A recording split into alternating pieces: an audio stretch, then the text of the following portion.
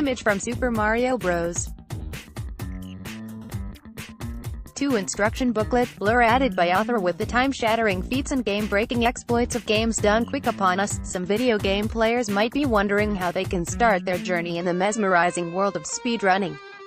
Here's some advice for those first few steps. This post originally appeared July 18, 17. We are bumping it today for SGDQ. Pick the right game. First thing to do is pick the game you want to speedrun. This step may seem simple, but it makes a world of difference. Players who speedrun a single game, or even a handful of games, have to spend an immense amount of time with their choice. Prepare yourself to see the same visuals and hear the same audio cues for many hours. Grand Pooh Bear is a speedrunner from Portland who was inspired to start speedrunning by past games done quick events. Currently his focus is on Super Mario Bros. 3, and you may recognize him from the Super Mario Relay Race of SGDQ 2017. In an interview over Discord, he told Kotaku, "Try your favorite game of all time. See if it's something you want to play over and over again. You have to really love that game. Finding a game that can constantly challenge you is important." Image via public domain pictures.net. You don't necessarily have to be good at the game you want to speedrun. An advanced skill level can certainly give you a head start, but anyone who dedicates their time to perfecting the essential fundamentals of a game will likely improve quickly. Some speedrunners develop a new appreciation for a game through learning to speedrun it. Trihex is a legendary Yoshi's Island runner who has been active on the speedrunning scene for over a decade. You may also recognize him as the tryhard Twitch emote. He told Kotaku via Discord voice chat, "Speedrunning should always come from an area of passion. If you play a game casually and you beat it, and you're still starving for more, that's the game you speedrun. If you want a deeper understanding, and want to appreciate the finesse of every mechanic and every level design, the best way to do that is to speedrun it." Obviously, some games lend themselves to speedrunning better than others. Classic titles like Super Mario World, The Legend of Zelda, Ocarina of Time, and Spyro are popular among runners because they're quality games that have been researched and practiced by hundreds of players. That isn't to say you shouldn't pick an obscure game, but classic games will have a wealth of resources that can help when you're just starting out. Find a community. Once you've selected a game, it can help to find others who share your passion. A great starting point is speedrun.com, says Trihex. You'll find resources, text guides, wiki pages, and many times there's a link to a dedicated Discord chat. Speedrun.com lets players investigate different game communities via forums and watch live and archived streams.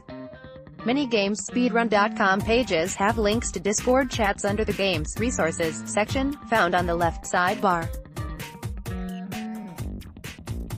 Most popular titles have Discord channels, which can be used to text or voice chat with other runners about the game. Each Discord community contains a list of text chats and voice chats where players discuss various aspects of the game, or just socialize with like-minded fans. Super Meat Boy's community page on speedrun.com. Any accomplished speedrunner will also be happy to help new runners out. Remember to approach them politely, with specific questions about a game or a run, and be understanding if you don't get an answer. Most speedrunners want other people playing their games, so they're overly helpful to get you into it, explains Pooh Bear. Even if you just find one runner, you should try to connect with them. Along with speedrun.com, many prominent runners can be found on Twitch, the official speedrunning subreddit, and speed demo archives. Twitch viewers can browse the thousands of games currently being played, or search for their specific title in the enormous sea of Twitch streamers. In fact, there is an entire Twitch community devoted to speedrunning with nearly 5,000 followers. More popular series or individual games even have their own sites, such as The Legend of Zelda and Super Mario World. Communication and collaboration are key in the speedrunning community. While it's certainly possible to learn a game all on your own, chances are there's a community brimming with recommendations, strategies, and encouragement not far away. A world record run is ultimately set by one person, but that run is created by everybody in the community. Pooh Bear points out, everyone contributes things to making that world record run happen. We take strategies from everyone. We couldn't do it without the community. Trihex says, people who are glitch hunters and pass that information on are super helpful to the community. These are the unsung heroes of how routes are made. Choose your equipment. Running classic games can come with a host of technical limitations. You can speedrun any game on any console you please, but there are always going to be certain versions of a game, especially older ones, that are preferred by the pros. Some versions of games run faster or slower than others. This can be due to developers updating a game's code to fix bugs after launch, or simply because a different region has less text to scroll through. For example, many runners choose to run Japanese games because there tends to be less text, or text that loads faster. Watch some runs and ask around. Once you have a game in mind, it's not too hard to decipher which version is considered the best for speedrunning. If the fastest version of your game isn't native to your location, you may need to pick up a new console. For instance, since the shell of the Nintendo 64 games is slightly different in Japan and North America, the cartridges will only fit in their respective regions' consoles. Runners have found a way around this by using a game shark, which sits down in the console and allows players to put any game from any region on top. This obviously isn't the case for all systems, but there are many times you can find a workaround. You can also look into practice carts and other emulators, which allow game files to be played outside of their intended consoles. Though these fall into a legal gray area, some runners prefer to use these game files for practicing their runs. Both practice carts and emulators can allow players to use save states, a feature that lets the game be saved at any particular moment. This can be very handy for practicing specific parts of a run that are not accessible after completion. This is only really done with old games, so if you're running a modern title, you'll have to work with the game's own save points. Image via Wikimedia. Many older game consoles only work as intended on an analog cathode ray tube (CRT) TV. When a retro system is plugged into a modern HD TV, it can suffer from input lag, meaning characters on the screen will react slightly slower than they normally would. It's not always noticeable to the untrained eye, but many speedruns rely on precise timing and placement. A few frames can make all the difference when you're calculating a crucial jump or trying to recreate a helpful glitch. Any system with normal AV cables, which have red, white, and yellow plugs, should be played on an old CRT, if possible. Newer consoles with HDMI outputs should work with any HD TV, though it's always a good idea to fiddle with settings, as lag can still occur. If you'd rather not scour local garage sales and thrift stores for clunky old CRT TV sets, you can spring for a box that upscales your old console to an HD TV with minimal lag. The most popular and reliable version of these boxes is called the FrameMeister, which has various output settings. Usually sells for around $350, but there are plenty of other options out there, so don't feel like you have to break the bank if you want some beautiful lagless gameplay. You'll also want a good way to keep track of your run time. Far and away the best option is a free program known as LiveSplit. This customizable speedrunning timer shows a running breakdown of each section involved in the game, letting players set hotkeys to start and reset different splits, or portions, of their run. It's also a must-have if you're speedrunning for an online audience, as it allows players many different visual setups. Learn the lingua. If you're going to walk the walk, you better learn to talk the talk. Here are some of the most common phrases that speedrunner use. 100% completing the game in its entirety, which can often involve collecting items, defeating bosses, or clearing side quests. Usually the hardest type of run. Any percent completing the game by simply reaching the end. usually the easiest type of run. Blind, playing a title without knowing any of its specific tricks or strategies. Buffering, the act of inputting an action while another action is happening to save time. For example, pressing the attack button while jumping, therefore triggering an attack as soon as the jump animation has concluded. Clips, clipping, when part of a character or environment passes through another in an unintended way, can sometimes be used to perform glitches. Damage boost, purposely injuring oneself to speed up or get to a certain spot. Death warp, purposely dying to skip backtracking or to save time in general. Emulator, software or hardware that allows a PC or console to run ROM game files. Frame, the frequency at which game animation is displayed, usually 30 frames per second or 60 frames per second. Frame perfect, a trick or technique that can only be pulled off in a single specific frame. Glitch bug, an exploitable mistake in a game's code or design. Glitchless, a run that is devoid of any tricks that involve glitches. Lag, gameplay slowdown, often attributed to a system processing too much at once. Pixel, a measure of space in games, often very small. Pixel perfect, a trick or technique that can only be pulled off in or on a specific space. RNG, random number generator, a section in a game's code that spawns off in unpredictable random events. ROM, read-only memory, a game file that works on an emulator. Save state, the ability to save a game at any moment within an emulator. Used for practice only. Save warp, saving the game to skip backtracking or to save time in general. Skip, a way to bypass part of the game's story or a mandatory section of gameplay, usually involving a glitch. Splits, key moments in speedruns used to record pace. If a game has set levels or worlds, these are usually used as designated splits. Strats, strategies used during a run.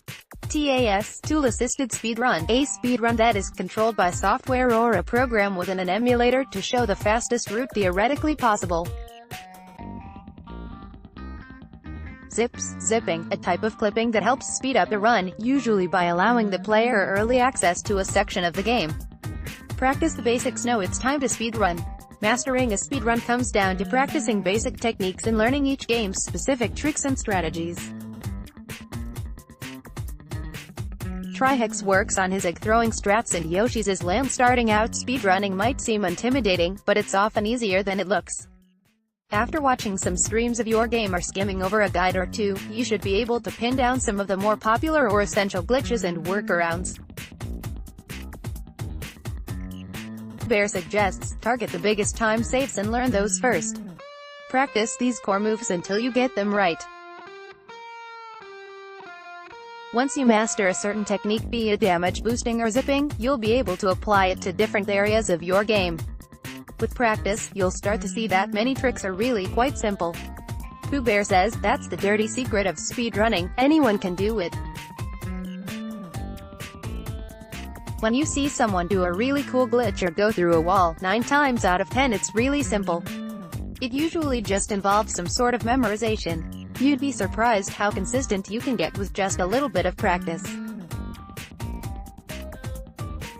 Most of the time what you may think is the hardest trick is actually easy to pull off. Once you learn the basic tricks, you can move on to more advanced ones, or practice finessing your run. Oftentimes it can be a great confidence boost if you focus on practicing the more interesting or entertaining time saves. They can give you a more satisfying sense of accomplishment, not to mention they're fun to show off to gaming friend and other runners. Don't forget to explore. Even though you're practicing to go as fast as possible, it's important to stop and explore when you're not officially racing the clock. Question everything and try everything, Trihex recommends. Understand the game as best you can. Learning the ins and outs of a game, from its mechanics to its levels, can help you understand why accomplished runners attempt actions in the style or order they do. Exploring can help you find places in a game where one trick or skip from another section might help. Once you start, don't be scared to experiment and play around. That's a big thing, TryHex says. Every run can be improved through experimenting and exploring. The game you speedrun is your world, your canvas, so you should do with it whatever you like. Stay calm. It's easy to feel frustrated when a run isn't going your way, whether it's struggling with the fundamentals or fumbling late in a run. TryHex suggests learning backup strategies for times when your run may go awry. The mental is a component. Familiarity brings comfort, and that comes from repetition. With that, you can conquer dealing with nerves. It's also important to learn how to stay calm when your run is going right. It's easy to get lost in a run and forget you're on pace for a personal best, but if the realization suddenly dawns on you, it can certainly mess with your head. The best strategy to keep calm is to try to clear your mind of the game as a whole, focusing only on the tricks and techniques that are currently at hand. Learn from your mistakes. Mistakes are bound to happen at some point. There is no perfect run.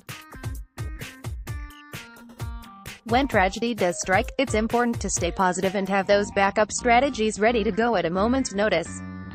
Look closely at strategies or areas you're struggling with and try to pinpoint why. If you need to, move on to a different strategy, area, or even game for a while. Knowing when to step back and take a break is vital to having a healthy commitment to running any game. Set realistic goals. Coming into the speedrunning scene and saying you're going to break a world record is like saying you're going to become Arnold Schwarzenegger in the first month of working out, says TryHex. In an ironic twist, the best way to start speedrunning is to go slow. Taking time to complete the game at your own pace gives you a nice baseline, as well as time to take in some of the aspects of gameplay you may have forgotten about. Before you can go fast, you need to know the game and how it plays. You'll do better next time. Image, PlayStation, Pooh Bear notes, you should always set small goals, even as you're playing through the whole game. My first goal for any speed game is to not be last on the leaderboard. Then you have to just try and hit certain milestones.